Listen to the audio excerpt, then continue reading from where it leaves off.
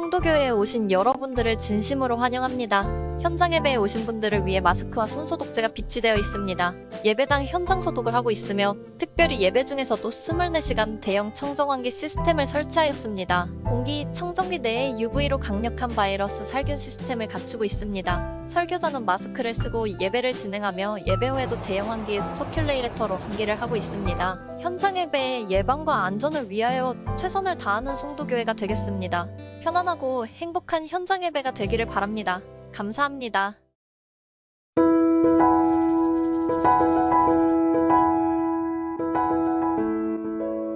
오늘의 말씀은요, 여기 사진을 보시면은 막 대화를 나누고 있죠.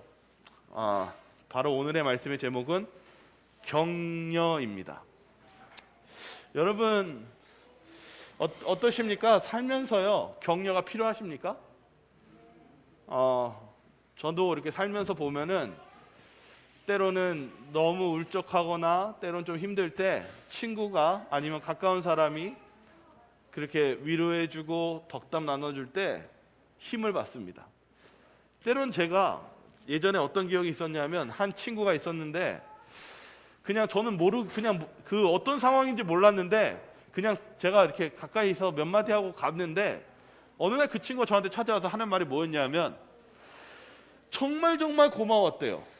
그래서 제가 이랬어요. 뭐가 고마웠는데? 그러니까 그 친구가 하는 말이 제가 가가지고 그날 정말 자기가 일생 일대의 가장 우울한 순간이었대요. 그런데 그러한 순간일 때 제가 와가지고 아무 말 안 하고 그냥 등을 이렇게 툭툭 쳤대요. 그리고 갔는데 그게 너무나 힘이 되었다라는 거예요.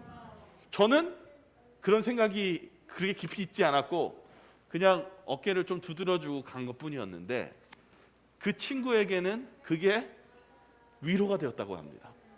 여러분들도 삶 속에서요 그런 위로를 받으신 적 있으십니까?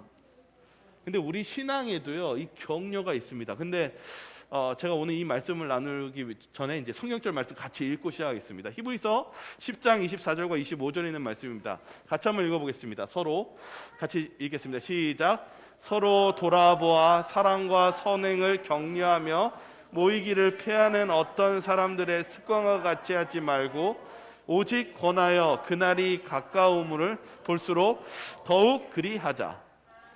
여기 성경에 보니까 히브리서에 뭐 하자고 적혀 있어요? 서로 돌아보아. 내 할 일만 하는 것이 아니라 좀 돌아보아서 사랑과 선행을 뭐 하자고요? 격려하자. 우리 그리스도인은 격려하는 그리스도인이 돼야 됩니다. 제가 이번 주에 읽었던 책이 이제 최근에 나온 책인데요. 격려를 통한 영적 성장입니다. 제가 이 책을 읽었는데 실은 고민이 많이 됐어요. 왜냐하면은 이 책 내용에 성경적인 어떤 레퍼런스가 많이 없었어요. 그런데 제가 이 책을 읽으면서 우리 그리스도인이 이렇게 격려를 하는 사람이 되어야겠다는 생각이 많이 들었어요. 거의 이 책 내용은 거의 내용이 신앙적인 내용을 설명하지만은 대체적인 것이 좀 약간 상담과 정신 상담 쪽이었습니다. 근데 이걸 어떻게 전할까 하다가 오늘 이제 좀 이 부분과 또 여러 가지 우리 성경적인 것들을 찾으면서 같이 나누도록 하겠습니다. 이 격려가 뭔지에 대해서 이 책은 이렇게 정의를 내립니다.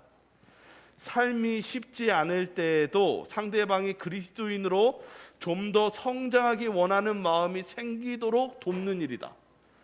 격려가 뭐냐면 내가 낙담이 되고 이제는 완전히 포기하고 싶을 때 누군가가 격려를 해줌으로 내가 한번 다시 일어나 볼까 하는 생각이 들게 해주는 것이 격려라는 것입니다. 격려 중요합니까? 중요해요.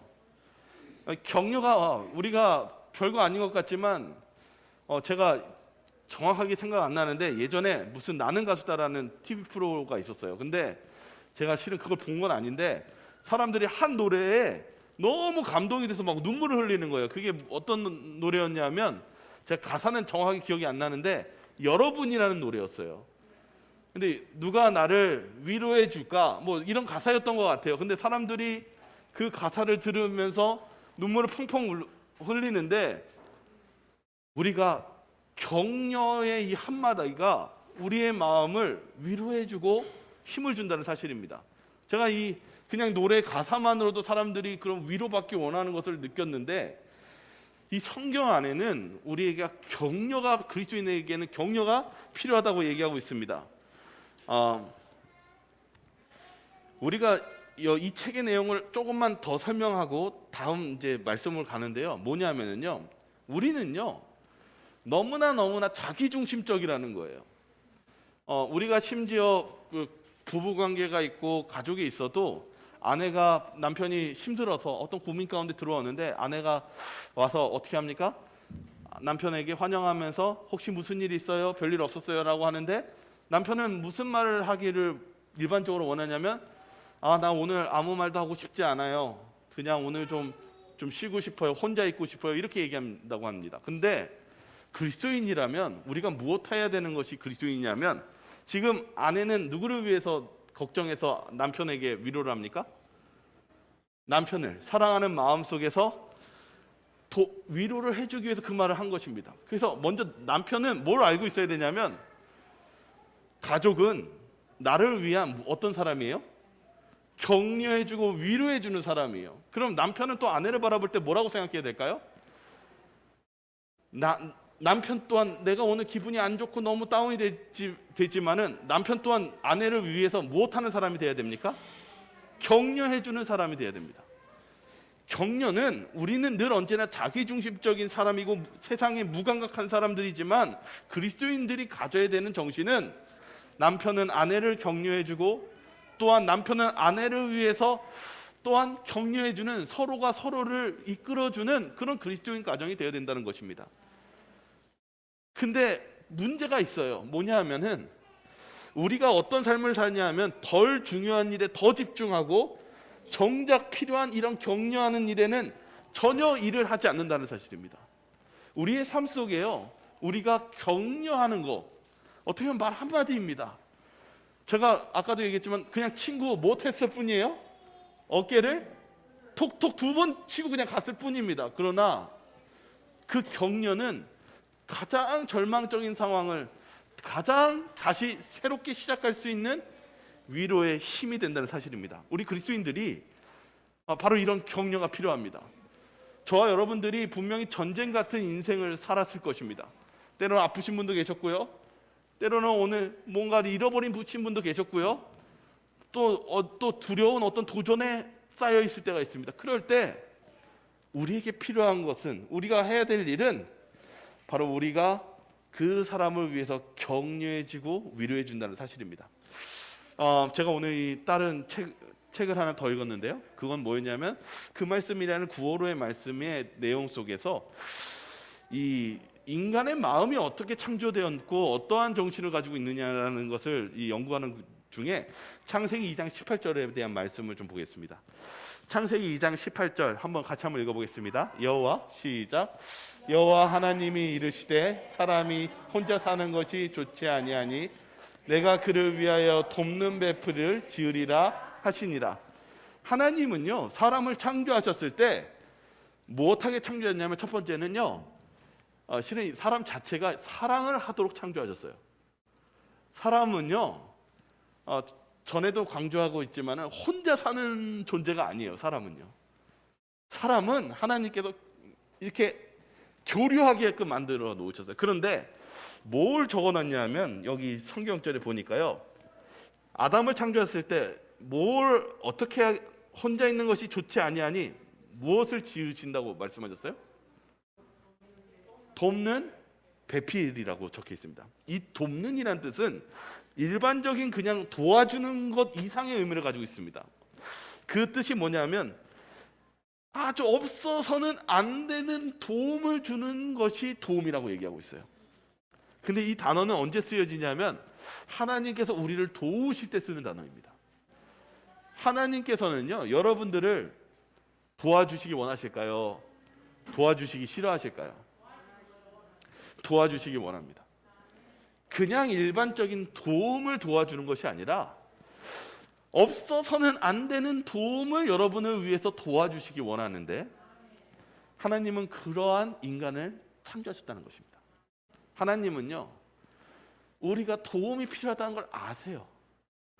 그리고 그것이 일반적인 도움 이상으로 구원이 필요하신 것을 아시게 창조하셨다는 사실입니다.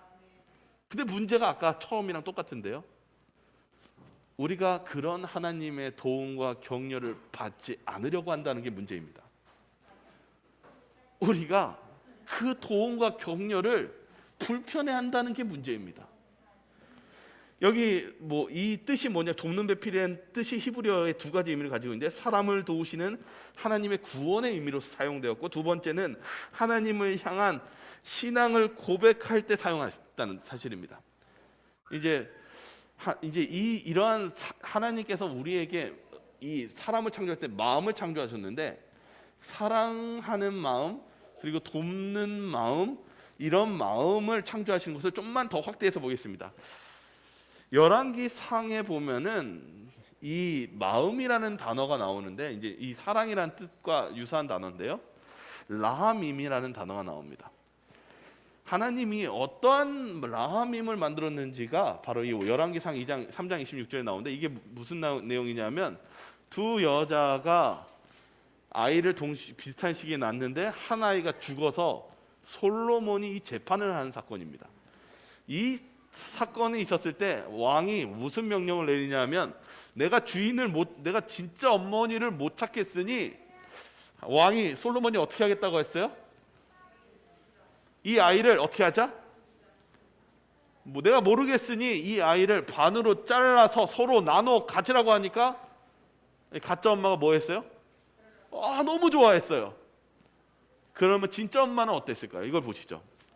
같이 한번 읽겠습니다. 그 산 아들의, 시작. 그 산 아들의 어머니 되는 여자가 그 아들을 위하여 마음이 불붙는 것 같아서 왕께 아뢰어 청하건대, 내 주여 산 아이를 그에게 주시고 아무쪼록 죽이지 마옵소서 하되, 다른 여자는 말하기를 내 것도 되게 말고 내 것도 되게 말고 나누게 하라 하는지라. 여기 진짜 엄마의 마음을 보시죠. 진짜 어머니의 마음이 어떻게 됐다고 기록되어 있습니까? 산 아들의 어머니 되는 여자가 그 아들을 위하여 마음이 무엇했다고요? 불붙는 것 같아서. 이건 어떤 불입니까? 아이가 이제 반으로 쪼개져 죽게 되니까 마음이 어떻게 됐어요? 불이 붙습니다. 불타오릅니다. 진짜 어머니의 마음이 불타올라서 무엇하고 싶어 하는 겁니까? 살리고 싶어 합니다. 하나님께서는요, 우리에게 사랑이라는 마음을 창조하셨는데, 진짜 사랑은 어떠한 마음이냐면 살리려는 마음을 주셨다는 것입니다. 실은 솔로몬이 아주 하나님의 지혜를 받았어요. 뭐냐면, 누가 진짜 어머니입니까? 라는 이 질문의 재판관으로서 하나님께서 지혜를 주셨는데, 진짜 엄마는 무엇을 가진 사람이 진짜 엄마예요? 살리고 싶어하는 이 라함이라는 사랑의 마음이 있는 마음을 가진 자가 진짜 엄마고, 진짜 사랑이라고 얘기하고 있습니다. 하나님은 우리에게 사랑하는 마음을 주셨습니다. 근데 여자만 주셨을까요? 남자는 안 주셨을까요? 이 라함이라는 단어가 남자에도 있습니다. 여기 창세기 43장 30절에 나옵니다. 우리 같이 한번 읽어볼까요? 요셉이, 시작.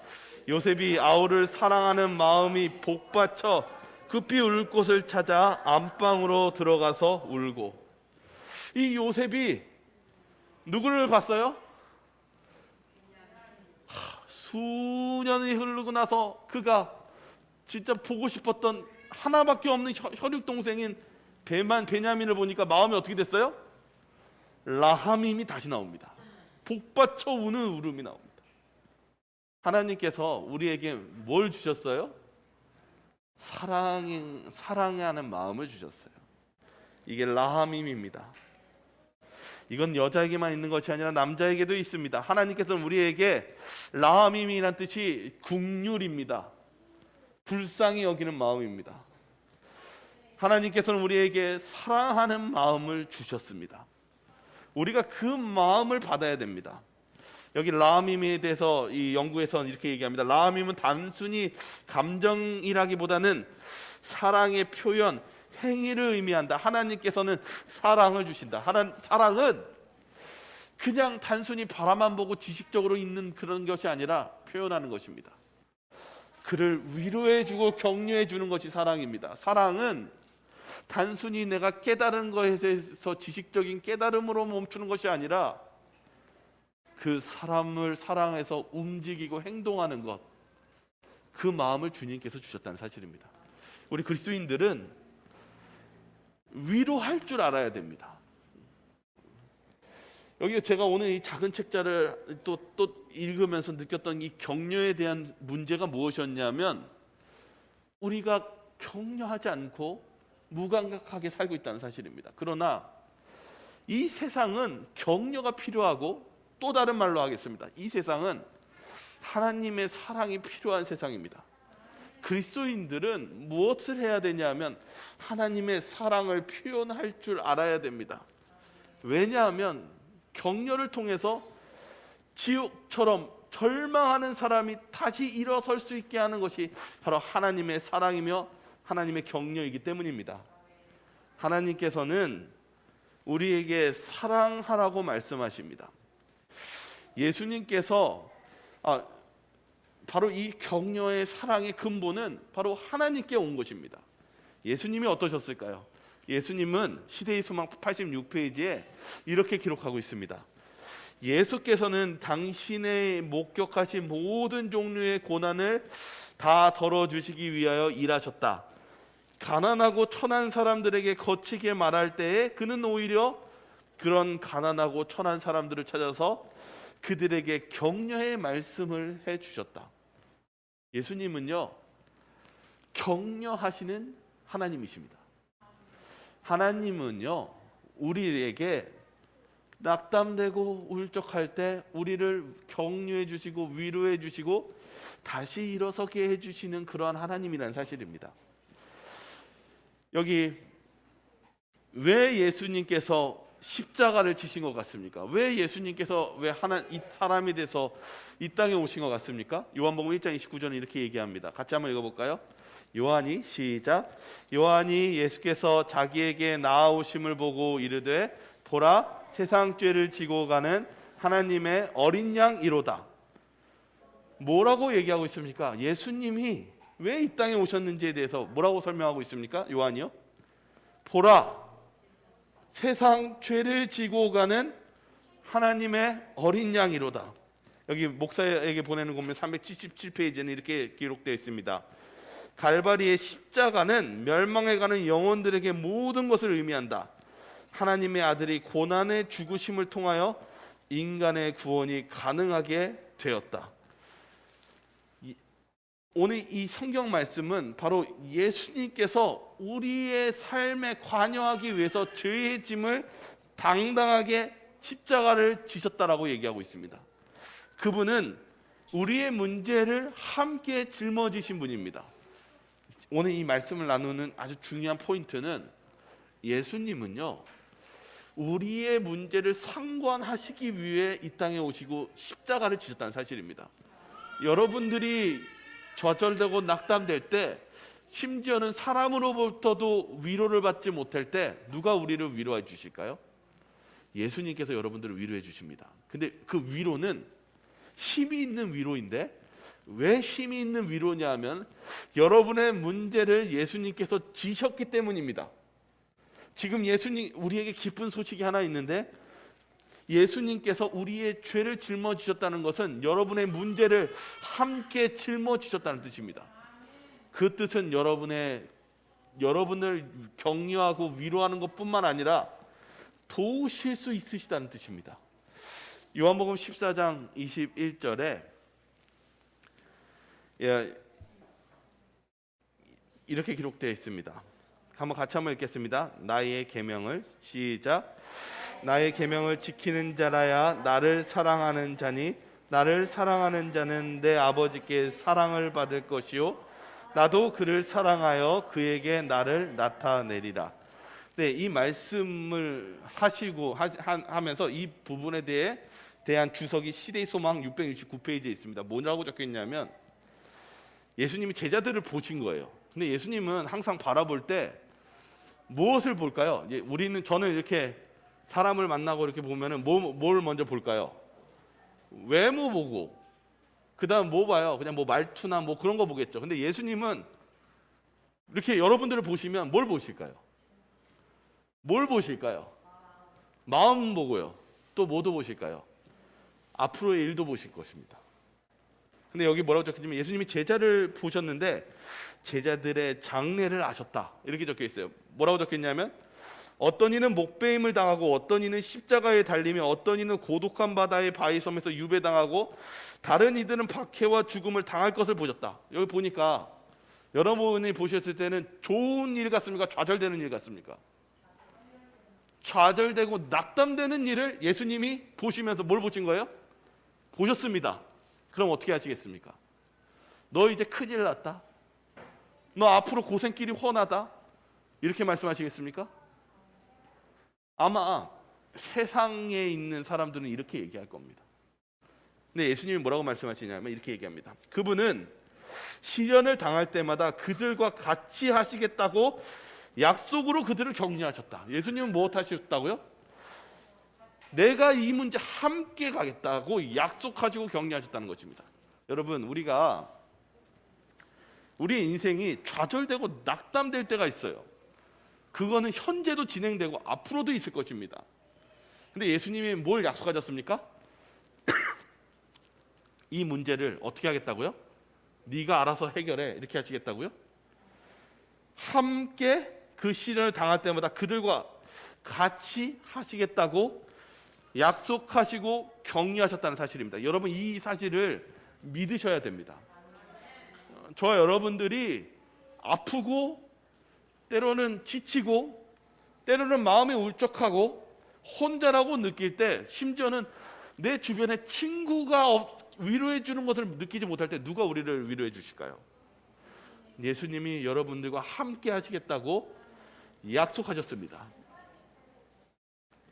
여기 좀만 읽겠습니다. 주께서는 자기를 위하여 감옥에 갇혀 있거나 혹은 고독한 섬에 초방당한 당신의 충성스러운 종들을 모두 알고 계신다. 그분은 친히 당신의 임재로서 그들을 위로하신다.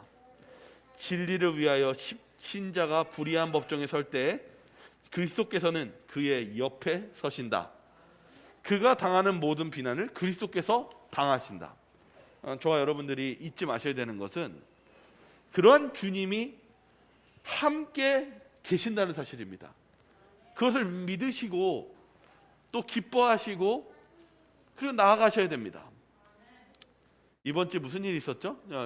제림마을을 보시면요, 이미진 집사 실은 이 안식일 시험 문제로 소송을 걸었어요. 근데 내용이 뭐냐면 소송에서 승리했다는 것입니다. 물론 이제 다음 소송이 남아 있습니다. 근데 여기 보면 이렇게 적혀 있어요.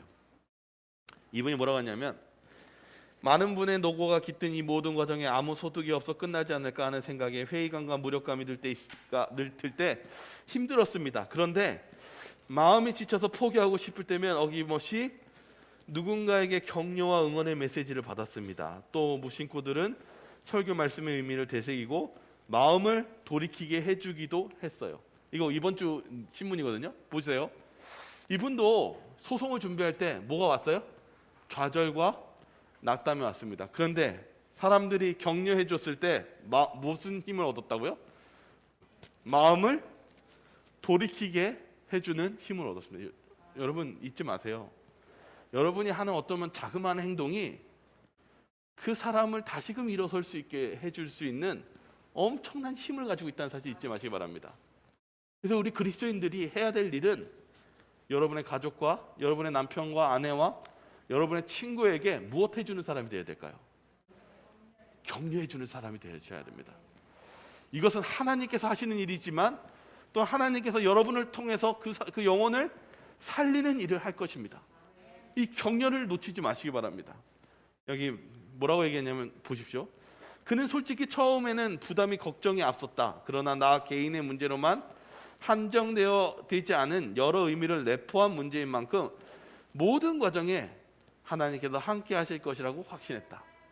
여러분, 우리가 잊지 말아야 되는 것은 이 좌절과 낙담 가운데 이 이미진 집사도 무엇 할 것이라는 것을 믿었어요? 하나님이 함께 하신다. 우리가 이걸 믿어야 됩니다. 내가 하나님의 말씀대로 서고 하나님의 일을 나갈 때 그것이 하나님께서 나와 함께 하신다는 것을 믿으며 전진해야 된다는 사실입니다. 이 열왕기하 6장 5절과 7절은 아주 우리가 잘 아는 사건입니다. 이 엘리사에 있었을 때 한 사제가 저 하나님의 일을 돕는 일에 있어서 이 쇠도끼, 비싼 쇠도끼를 빌려서 나무를 하다가 이 쇠도끼가 떨어진 사건입니다. 잃어버린 사건입니다. 한번 보시죠. 우리 한번 같이 한번 읽어볼까요? 한 사람이 시작. 한 사람이 나무를 벨 때에 떨어진지라. 이에 외쳐 이르되 아, 내 주여, 이는 빌려온 것이니이다 하니 하나님의 사람이 이르되 어디 빠졌느냐 하매 그곳을 보이는지라.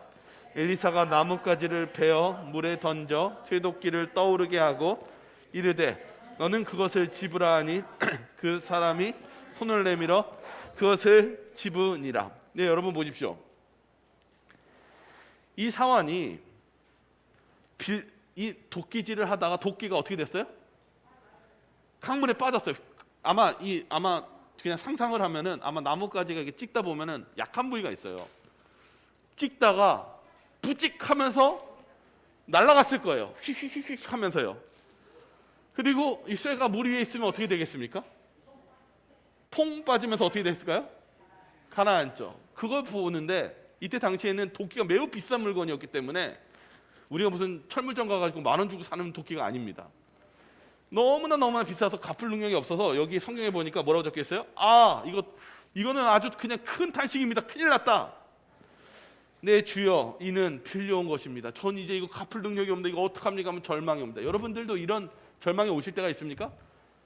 아니, 이렇게 내가 어떻게 할 수 없는, 감당하지 못하는 문제가 빠져가지고 나는 이제 끝났다라고 생각할 때가 있습니까? 근데 여기 우리가 바라봐야 되는 것은 그 다음입니다. 하나님의 사람이 이르되 어디 빠졌느냐.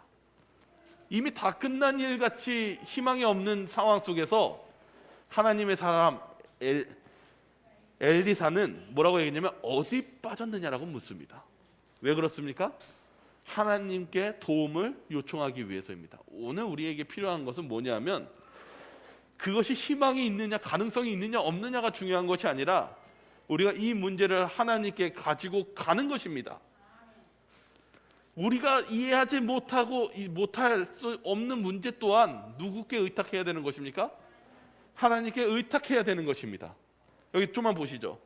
그렇게 했었을 때 엘리사가 나뭇가지를 베어 물에 던져 쇠도끼를 떠오르게 하고, 이게 여러분들에게는 과학적으로는 납득이 되는 문제입니까? 납득이 안 되는 문제입니다. 그러나 하나님께서는 그 일들을 이루어 주십니다. 여기서 우리가 필요한 게 무엇일까요? 믿음입니다. 도무지 되지 않은 순간일지라도 주님께 나가는 것입니다. 여기 오늘 보시죠. 히브리서 3장 1절에 뭐라고 적혀 있냐면, 한번 같이 한번 읽어보겠습니다. 그러므로 시작. 그러므로 함께 하늘의 부르심을 받은 거룩한 형제들아, 우리가 믿는 도리의 사도이시며 대제사장이신 예수를 깊이 생각하라.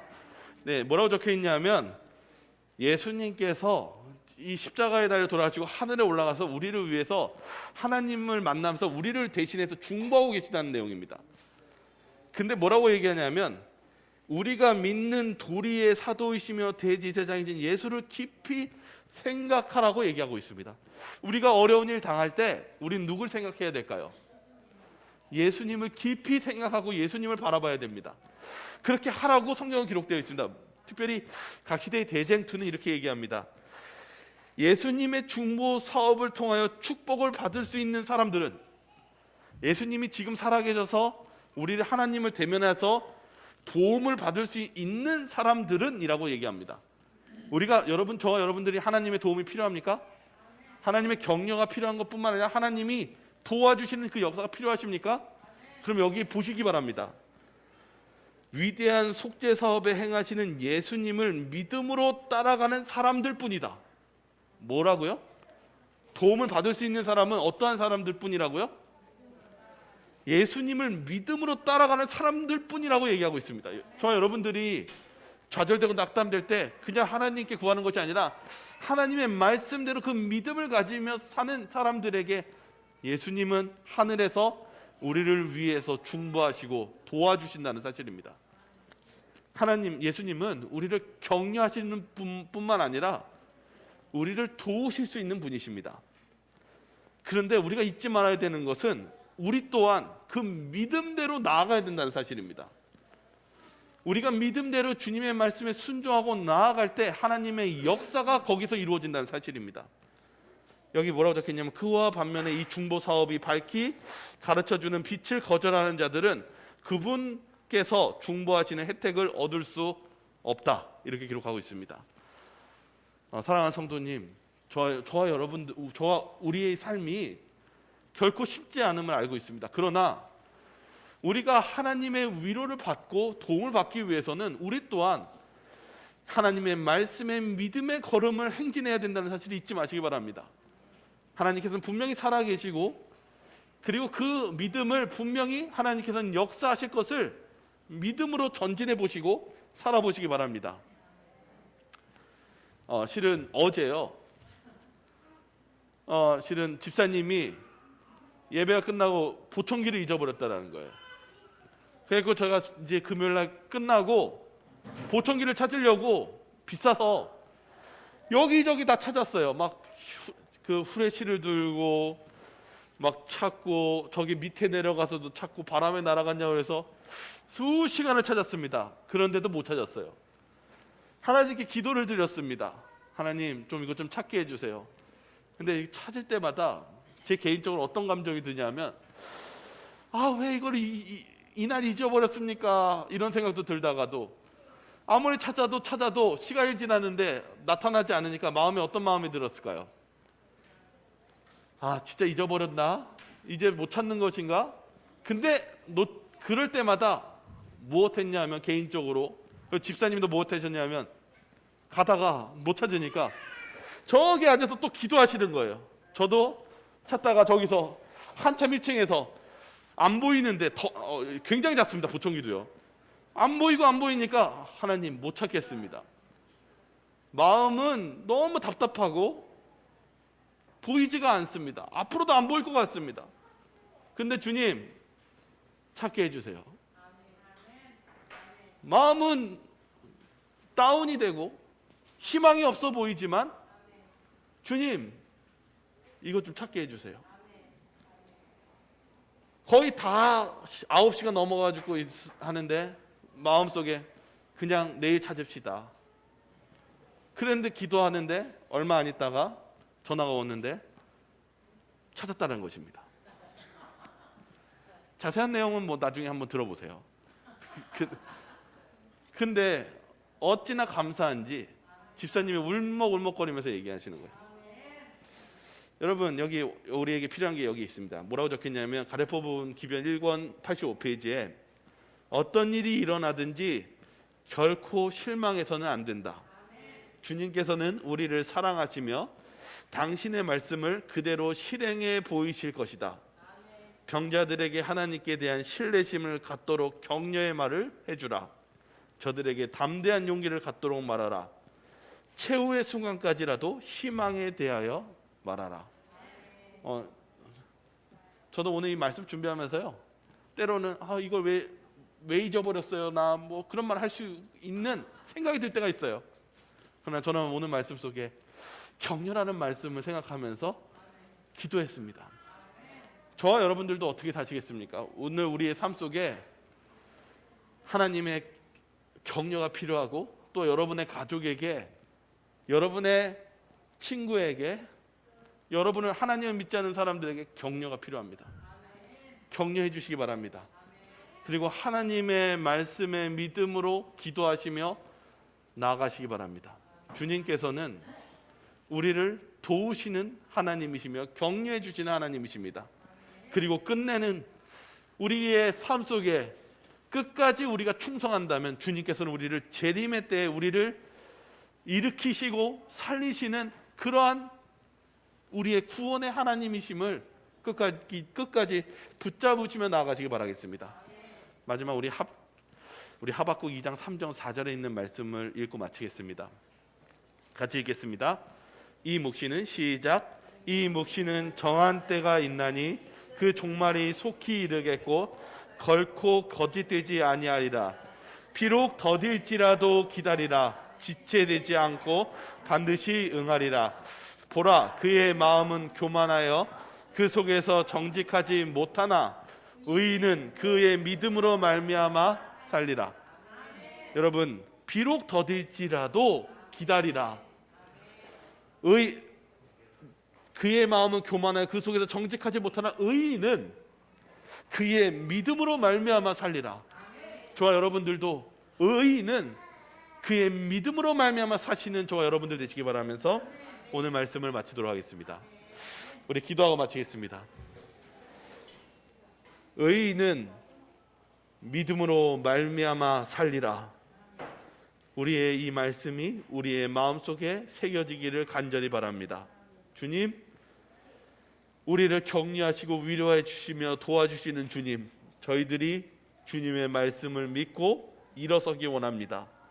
저희들을 일으켜 세워주시고 우리가 그 믿음으로 행진하며 비록 세상이 흔들리고 절망 가운데 있을지라도 주님께서는 그 모든 것들을 이끄시고 우리를 도와주실 수 있다라는 그 놀라운 사실을 믿으며 그러한 주님의 영광스러운 주님의 역사하심을 저희 모두가 체험하기를 간절히 바라며 사랑 많으신 예수 그리스도 이름으로 기도드립니다.